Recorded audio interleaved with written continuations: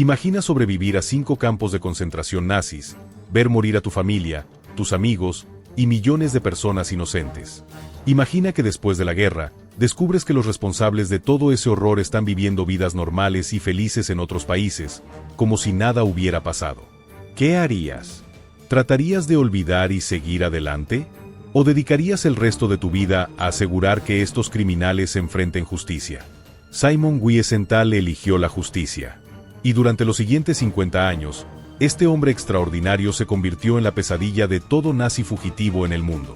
Con solo una máquina de escribir, una determinación inquebrantable y una memoria fotográfica de los horrores que había vivido, Simon Wiesenthal localizó a más de 1.200 criminales de guerra nazis escondidos en todo el mundo. Desde Adolf Eichmann en Argentina hasta Franz Stangl en Brasil, desde oficiales de las SS en Estados Unidos hasta comandantes de campos en Australia. Esta es la historia del cazador de nazis más famoso de la historia, un hombre que transformó su trauma personal en la cruzada contra la impunidad más exitosa que el mundo haya visto. Un hombre que demostró que la justicia, aunque llegue décadas tarde, siempre puede encontrar a los culpables. Hoy te voy a contar cómo Simon Wiesenthal pasó de ser una víctima del Holocausto a convertirse en el detective más temido por los criminales de guerra. Cómo desarrolló métodos de investigación que cambiarían para siempre la búsqueda de justicia internacional. Y cómo, con recursos limitados pero determinación ilimitada, logró que el mundo nunca olvidara los crímenes del pasado.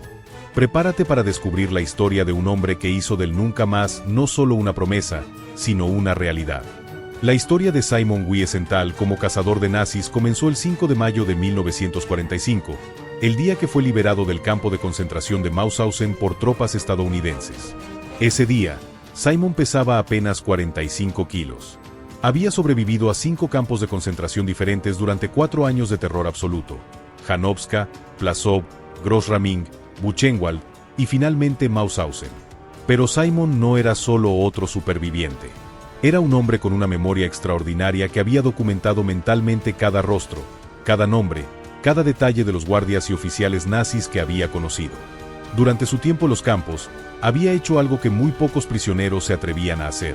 Había memorizado deliberadamente las identidades de sus torturadores. Su historia personal en los campos había sido una lucha constante por la supervivencia. En el campo de Janowska, había presenciado ejecuciones masivas donde guardias nazis asesinaban a prisioneros por entretenimiento. En Plaszow, había visto cómo el comandante Amon Goeth disparaba a prisioneros desde el balcón de su villa como si fueran blancos en un juego. Simon había sobrevivido mediante una combinación de suerte, astucia y la protección ocasional de otros prisioneros. Trabajó en brigadas de trabajo forzado, construyendo fortificaciones para los alemanes. Sobrevivió selecciones donde los débiles y enfermos eran enviados a las cámaras de gas. Y siempre, memorizaba las caras de los responsables. Sabía que si sobrevivía, escribió Simon años más tarde, mi deber sería recordar, no solo las víctimas, sino también los perpetradores.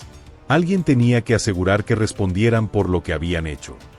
Durante los últimos meses de la guerra, cuando los nazis comenzaron a evacuar campos ante el avance aliado, Simon había sido forzado a participar en marchas de la muerte. Había visto cómo miles de prisioneros morían de agotamiento, frío y hambre durante estas evacuaciones brutales. Había caminado sobre los cuerpos de aquellos que no pudieron continuar. En Mauthausen, el último campo donde estuvo prisionero, Simon había llegado al borde de la muerte. Pesaba menos de 45 kilos, sufría de disentería y había perdido la esperanza de sobrevivir. Pero el 5 de mayo de 1945, soldados estadounidenses de la 11ª División Blindada liberaron el campo. La liberación no trajo alivio inmediato. Simon pasó semanas en el hospital del campo, recuperándose físicamente mientras luchaba con el trauma psicológico de lo que había experimentado. Había perdido a 89 miembros de su familia durante el Holocausto, incluyendo a su madre, quien había sido asesinada por los nazis en 1942. Pero durante su recuperación, Simon tomó una decisión que definiría el resto de su vida.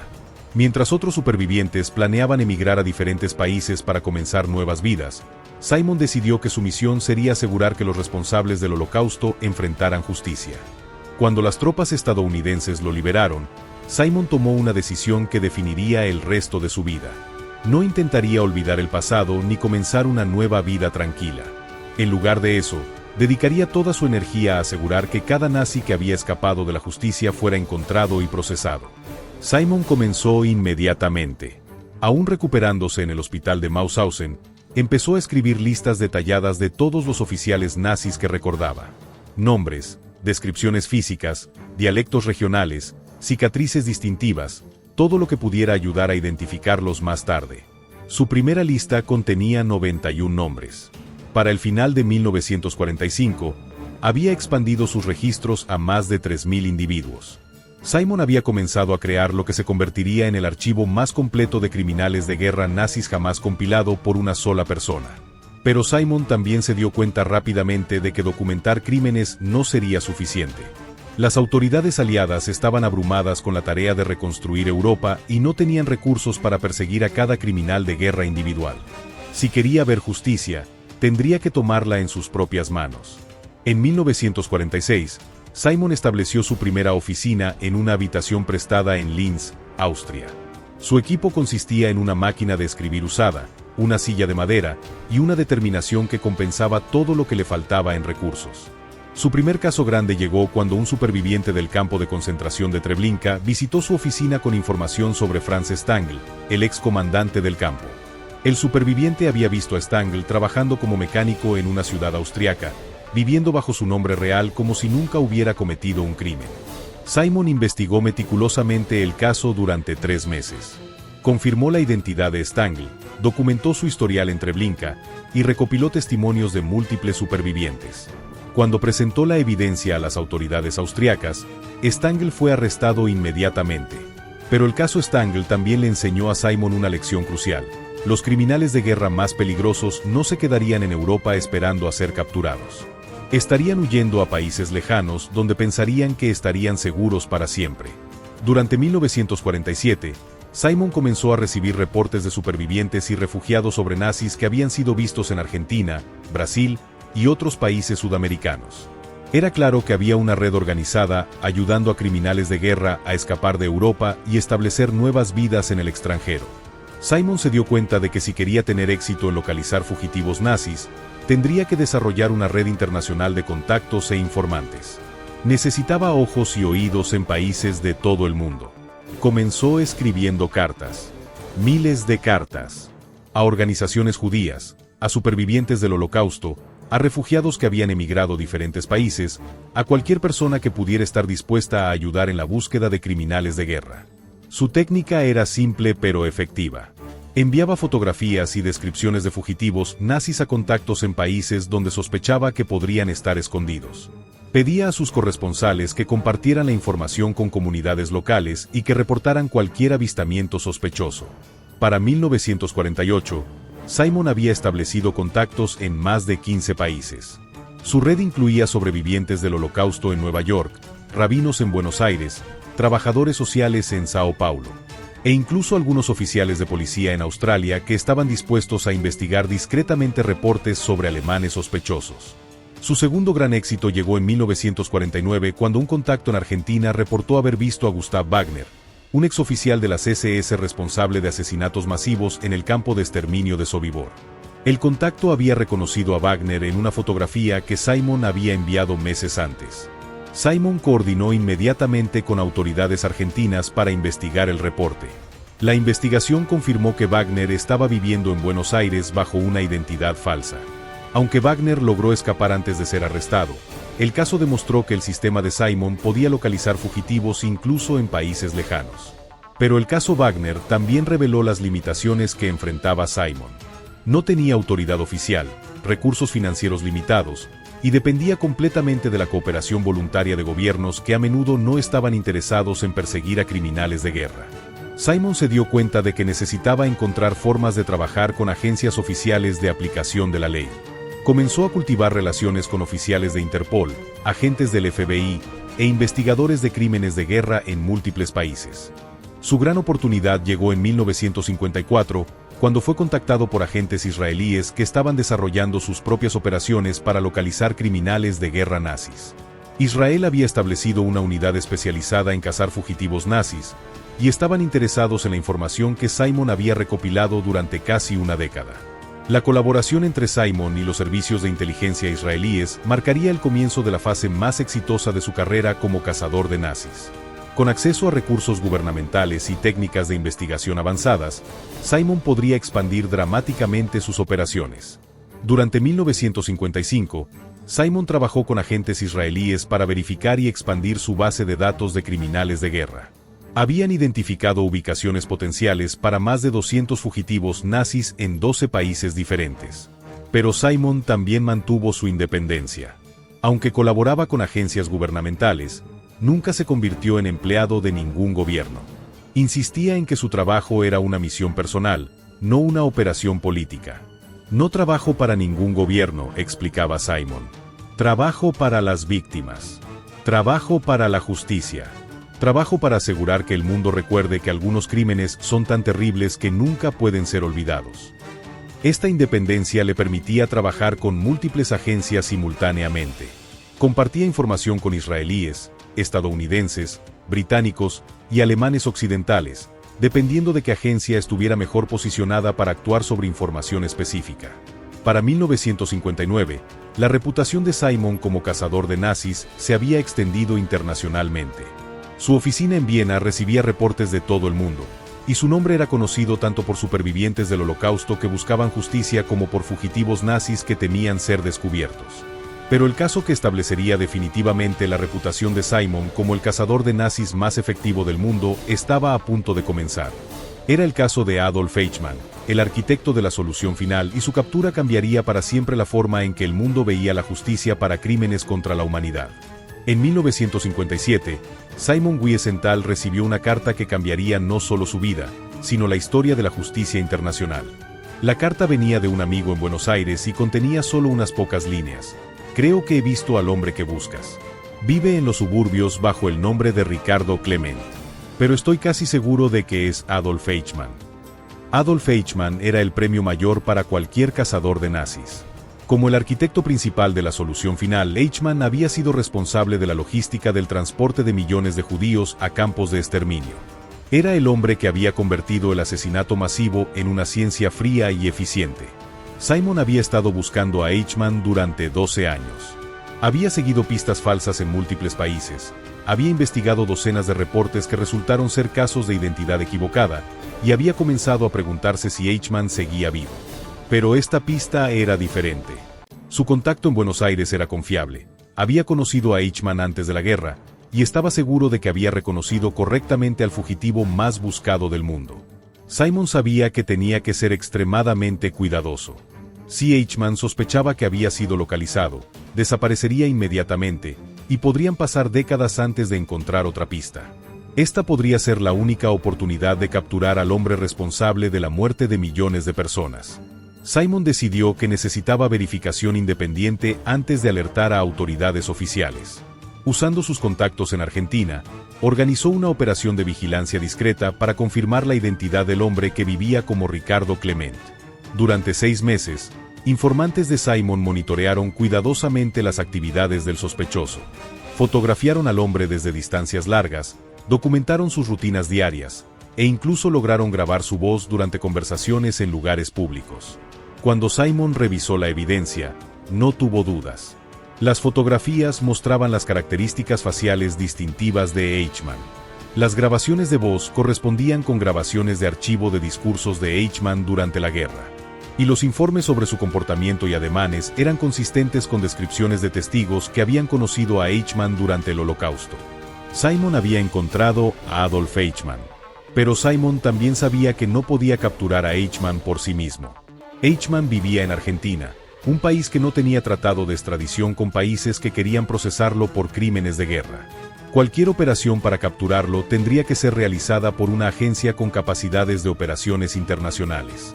Simon contactó inmediatamente a sus aliados en los servicios de inteligencia israelíes.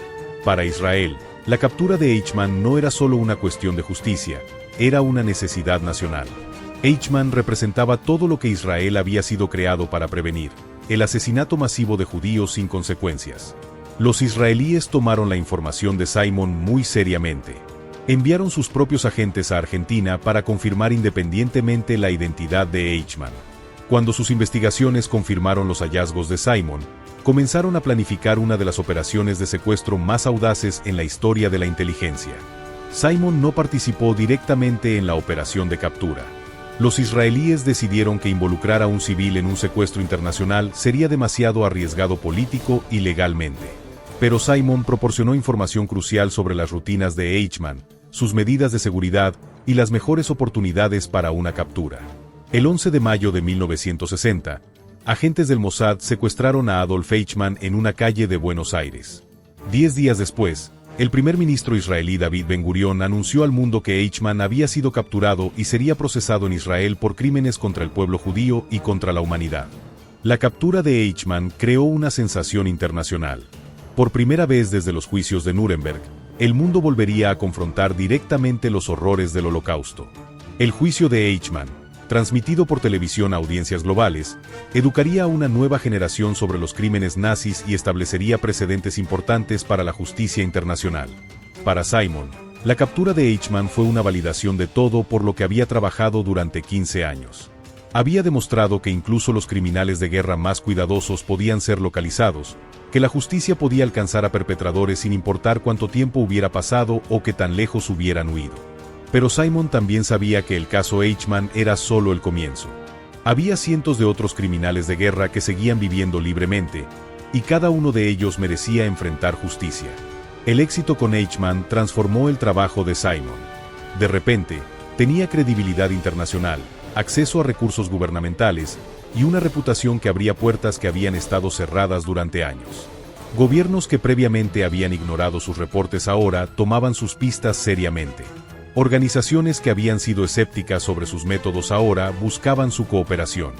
Y supervivientes del Holocausto de todo el mundo comenzaron a contactarlo con información sobre otros fugitivos nazis. Durante los años 1960, Simon expandió dramáticamente sus operaciones. Estableció contactos en más de 30 países, desarrolló redes de informantes en comunidades alemanas en todo el mundo, y comenzó a trabajar regularmente con agencias de aplicación de la ley en múltiples continentes. Su método había evolucionado hacia un sistema sofisticado de investigación internacional. Simon mantenía archivos detallados sobre miles de sospechosos, coordinaba operaciones de vigilancia en múltiples países simultáneamente, y usaba técnicas de análisis que estaban décadas adelantadas a su tiempo. Uno de sus casos más exitosos durante este periodo fue la localización de Franz Stangl, el excomandante de los campos de exterminio de Sobibor y Treblinka. Stangl había escapado después de su arresto inicial en Austria y había huido a Brasil, donde había estado viviendo durante más de 15 años. Simon rastreó a Stangl usando una combinación de técnicas que se habían convertido en su firma: análisis de documentos de inmigración, seguimiento de conexiones familiares e infiltración de comunidades alemanas en Brasil. La búsqueda de Stangl tomó 3 años. Simon tuvo que navegar burocracias gubernamentales complejas, superar resistencia de autoridades brasileñas que no querían reconocer que estaban albergando criminales de guerra, y desarrollar fuentes de información en comunidades que eran extremadamente cerradas a extraños. Pero Simon era persistente. Gradualmente, construyó un perfil completo de la vida de Stangl en Brasil. Confirmó su identidad, documentó su ubicación, y recopiló evidencia suficiente para convencer a las autoridades brasileñas de que tenían a un criminal de guerra importante viviendo en su país. Franz Stangl fue arrestado en Brasil en 1967 y extraditado a Alemania Occidental, donde fue procesado y condenado por la muerte de 900.000 personas. Su captura fue otro triunfo importante para Simon y demostró que su éxito con Eichmann no había sido una casualidad. Durante este periodo, Simon también comenzó a enfrentar amenazas directas de grupos que querían silenciarlo. Ex-nazis que se habían establecido en Nuevas Vidas estaban aterrorizados de que Simon pudiera localizarlos. Algunos decidieron que la mejor forma de protegerse era eliminar al cazador. En 1968, Simon recibió una carta bomba en su oficina de Viena. La bomba fue detectada antes de explotar, pero el incidente le demostró que su trabajo había puesto su vida en peligro real. No me sorprendió, escribió Simon sobre el intento de asesinato. Sabía que eventualmente tratarían de matarme, pero también sabía que si dejaba de trabajar por miedo, estaría traicionando a todas las víctimas que habían muerto esperando justicia. Simon reforzó la seguridad en su oficina, comenzó a variar sus rutinas diarias, e incluso consideró llevar protección armada. pero se negó a reducir sus actividades o a volverse menos agresivo en sus investigaciones. Las amenazas contra Simon también tuvieron un efecto no intencionado. Aumentaron su perfil público y atrajeron más atención a su trabajo. Medios de comunicación internacionales comenzaron a cubrir sus casos regularmente, y su historia personal como superviviente del Holocausto que se había convertido en cazador de nazis capturó la imaginación del público global. Para 1970, Simon había establecido el Centro de Documentación del Holocausto en Viena, una organización que formalizó su trabajo y le proporcionó una base institucional para sus operaciones. El centro empleaba a investigadores profesionales, mantenía archivos computarizados y operaba como una agencia de detective especializada en criminales de guerra. Pero a pesar del éxito institucional, Simon mantuvo su enfoque personal en cada caso. Para él, cada fugitivo nazi representaba no solo un criminal que había escapado de la justicia, sino también una afrenta personal a la memoria de las víctimas del Holocausto. Para los años 1970, Simon Wiesenthal había capturado a más de 800 criminales de guerra nazis, pero su trabajo estaba lejos de terminar. Los fugitivos restantes se habían vuelto más cuidadosos, más paranoides y más difíciles de localizar. Muchos habían vivido bajo identidades falsas durante más de 25 años y habían construido vidas completamente nuevas que parecían imposibles de penetrar. Pero Simon había aprendido que no había nazi demasiado cuidadoso, no había cobertura demasiado perfecta, y no había pasado suficiente tiempo para que un criminal escapara de la justicia. Su persistencia había aumentado con la edad, y su determinación se había endurecido con cada año que pasaba. Uno de sus casos más desafiantes durante este periodo involucró a Hermine Braunsteiner, una exguardia de campos de concentración que había logrado algo que pocos fugitivos nazis habían conseguido. Había inmigrado legalmente a Estados Unidos, se había casado con un ciudadano estadounidense, y había vivido una vida aparentemente normal en Queens, Nueva York, durante más de 20 años. Braunsteiner había sido conocida durante la guerra como la yegua de Majdanek debido a su crueldad extrema hacia prisioneros en el campo de concentración de Majdanek. Los supervivientes la recordaban como una mujer que había pateado niños hasta la muerte con sus botas de acero y que había disfrutado torturando a prisioneras. Después de la guerra, Braunsteiner había escapado a Austria, donde había cambiado su identidad y había aplicado para inmigración a Estados Unidos. Los oficiales de inmigración estadounidenses no habían detectado su pasado nazi, y había sido admitida como refugiada en 1959. Simon recibió la primera pista sobre Braunsteiner en 1971, cuando un superviviente de Majdanek contactó su oficina con información de que había visto a la exguardia trabajando como ama de casa en Nueva York. El superviviente había reconocido su cara después de más de 25 años y estaba seguro de que era la misma mujer que había aterrorizado el campo. Simon sabía que localizar a un criminal de guerra en Estados Unidos requeriría métodos diferentes de los que había usado en Sudamérica o Europa. Estados Unidos tenía sistemas legales sofisticados que protegían los derechos de residentes, incluso si eran sospechosos de crímenes de guerra. Simon comenzó trabajando con organizaciones judías estadounidenses para investigar discretamente la identidad de Braunsteiner. Usando registros públicos, directorios telefónicos e información de inmigración, gradualmente confirmaron que una mujer con el nombre de Hermine Rayan, su nombre de casada, vivía en Queens y correspondía con la descripción física de Braunsteiner.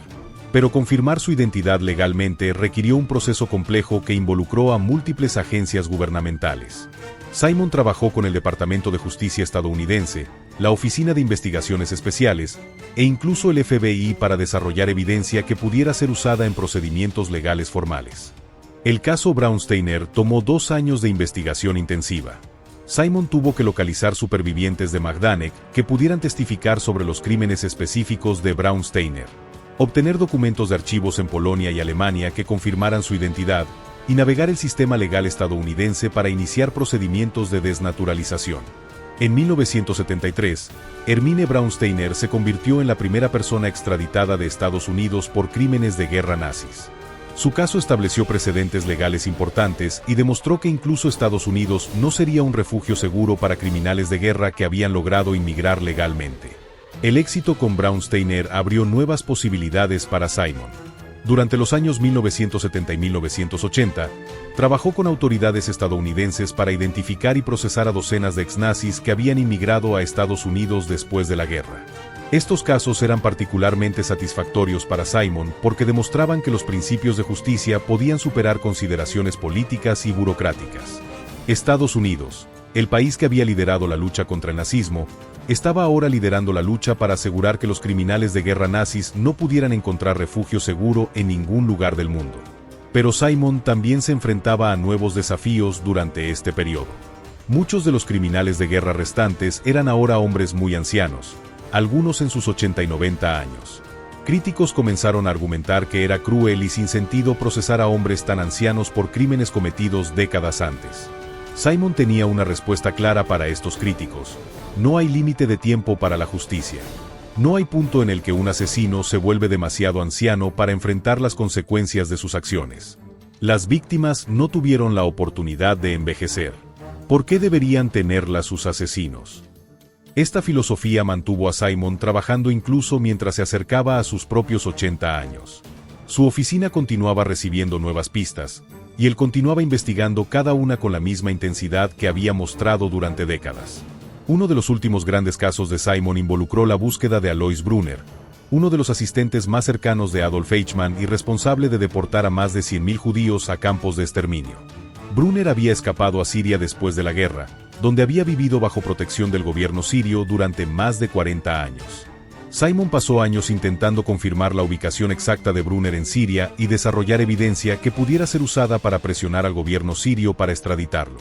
Aunque Brunner nunca fue capturado, la investigación de Simon proporcionó información crucial sobre sus actividades de posguerra y mantuvo presión internacional sobre Siria para que no proporcionara refugio a criminales de guerra. Para cuando Simon se retiró oficialmente en 1999, había localizado a más de 1.200 criminales de guerra nazis. Su trabajo había resultado en cientos de procesamientos, había establecido precedentes legales importantes para la justicia internacional y había asegurado que el mundo nunca olvidara los crímenes del Holocausto. Pero tal vez el logro más importante de Simon no fue el número de criminales que capturó, sino el principio que estableció: que algunos crímenes son tan terribles que nunca pueden ser olvidados, perdonados o ignorados. Simon Wiesenthal murió en 2005 a los 96 años, 60 años después de su liberación de Mauthausen. Había dedicado literalmente 2/3 de su vida a la búsqueda de justicia para las víctimas del Holocausto. En su funeral, fueron representadas organizaciones de 40 países diferentes, todas las cuales habían trabajado con Simon en su misión de localizar criminales de guerra. El presidente de Israel, el canciller de Austria, y representantes de Estados Unidos, Alemania, y docenas de otros países asistieron para rendir homenaje al hombre que había hecho más que cualquier otra persona individual para asegurar que los crímenes del Holocausto no fueran olvidados. Pero tal vez el tributo más apropiado vino de un superviviente del Holocausto que había trabajado con Simon durante 30 años. Simon nos enseñó que la justicia no es automática. Nos enseñó que si queremos ver justicia en el mundo, tenemos que estar dispuestos a trabajar por ella, sin importar cuánto tiempo tome o qué tan difícil sea el camino. El legado de Simon Wiesenthal continúa hoy a través del Centro Simon Wiesenthal, que opera oficinas en múltiples países y continúa la búsqueda de criminales de guerra y la educación sobre el Holocausto. La organización ha expandido su misión para incluir la lucha contra todas las formas de genocidio y crímenes contra la humanidad. Los métodos de investigación desarrollados por Simon también han influenciado la búsqueda moderna de criminales de guerra y terroristas. Sus técnicas de análisis de documentos, desarrollo de redes de informantes y coordinación internacional entre agencias de aplicación de la ley se han convertido en estándares para investigaciones de crímenes internacionales. Pero tal vez la lección más importante del trabajo de Simon es sobre el poder de la persistencia individual. Simon no tenía autoridad gubernamental, recursos financieros masivos o tecnología avanzada. Tenía solo una máquina de escribir, una memoria extraordinaria y una determinación inquebrantable de ver justicia servida. Con estos recursos limitados, logró más que agencias gubernamentales enteras. Demostró que una persona dedicada, trabajando con propósito moral claro, puede cambiar el mundo. La historia de Simon Wiesenthal nos recuerda que la justicia no es responsabilidad solo de gobiernos o instituciones oficiales. Es responsabilidad de cada individuo que está dispuesto a defender los principios de decencia humana y a trabajar para asegurar que aquellos que cometen crímenes contra la humanidad enfrenten las consecuencias de sus acciones. Simon pasó 50 años demostrando que ningún criminal está demasiado bien escondido, ningún crimen es demasiado antiguo, y ningún perpetrador es demasiado poderoso para escapar de la justicia cuando hay personas dispuestas a dedicar sus vidas a asegurar que la verdad prevalezca. Su vida fue un testimonio del poder de convertir trauma personal en propósito universal, de transformar victimización en determinación de proteger a otros, y de usar memoria dolorosa como combustible para trabajo que beneficia a toda la humanidad. El nunca más que Simon Wiesenthal defendió durante toda su vida no era solo una promesa sobre el Holocausto. Era una declaración sobre la naturaleza fundamental de la justicia humana. Que mientras haya personas dispuestas a recordar, a investigar y a trabajar incansablemente por la verdad, ningún crimen contra la humanidad quedará sin respuesta para siempre. En un mundo que a menudo olvida rápidamente las injusticias del pasado, la vida de Simon Wiesenthal nos asegura que hay personas que nunca olvidarán, que nunca se rendirán y que nunca dejarán de luchar por la justicia, sin importar cuánto tiempo tome o qué tan difícil sea el camino.